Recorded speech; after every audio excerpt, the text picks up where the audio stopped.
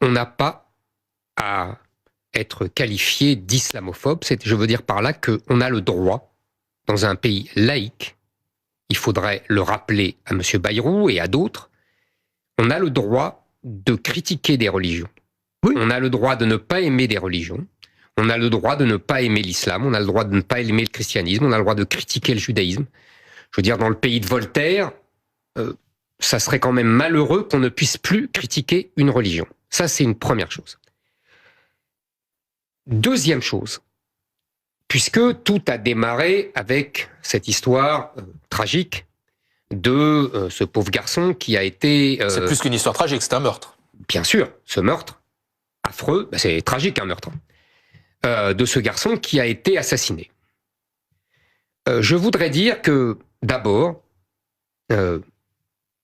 les deux personnes en cause n'auraient pas dû être en France. La victime malienne était un clandestin sous OQTF qui, si le ministère de l'Intérieur faisait bien son travail, aurait dû être envoyé depuis longtemps.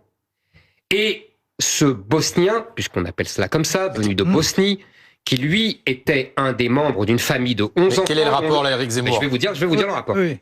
Dont le père aurait dû être expulsé il y a longtemps si les juges ne trouvaient pas toutes les excuses du monde pour ne pas expulser. Mais le fils était né en France. Absolument. Donc il était français. Non, à sa majorité. Oui, vous oui. le savez bien. Mais depuis. Mais il aurait dû être expulsé bien avant, avec sa famille. Non, mais attendez, vous parliez du terme sémantique. Attendez, ce que je veux sur dire, c'est que l'islamophobie. ces gens-là n'auraient pas dû se croiser. Ils n'auraient pas dû se voir. Le Malien serait encore en vie s'il avait été expulsé. Ce que je veux dire, c'est... Attends, il a dit le Malien serait encore en vie. Non mais arrive un moment, il y en a ras-le-bol. Déjà, inviter Éric Zemmour sur le plateau de BFM, alors que le mec, il est condamné de chez condamné, de partout pour insultes racistes, etc. Je commence à en avoir marre de ce pays.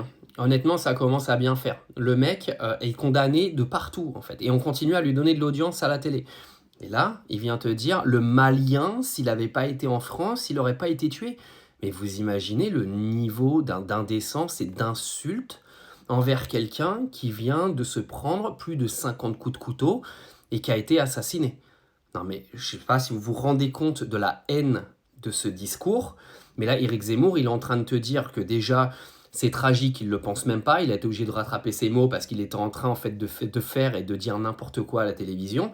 Mais en plus, il catalogue Aboubacar de Malien sans papier, que s'il avait respecté la loi, aujourd'hui il serait vivant. Mais vous imaginez, mais comment c'est possible d'avoir ce genre de discours aujourd'hui dans un pays comme la France ? C'est pas possible en fait. Et vous avez des gens qui se disent on va appeler Éric Zemmour et on va continuer de l'inviter sur nos plateaux.